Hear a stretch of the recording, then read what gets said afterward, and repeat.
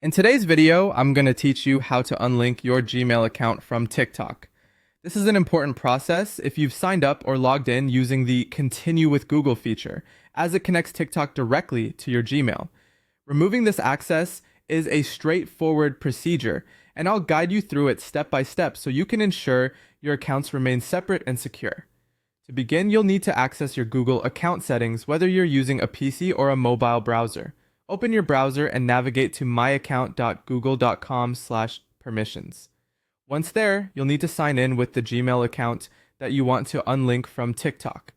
After logging in, you'll arrive at a page where you can manage apps connected to your Google account. Look for the section titled Third-Party Apps with Account Access. This list contains all the apps and services that have permissions linked to your Google account, including TikTok. Scroll through the list and locate TikTok. Once you've found it, click or tap on TikTok, then select Remove Access. This action prompts a confirmation step. It's critical to confirm the removal, as this ensures that TikTok no longer has any permissions related to your Gmail account. By completing this process, you've successfully unlinked your Gmail from TikTok's login permissions, effectively separating the two accounts. This step is vital for maintaining your online privacy and security.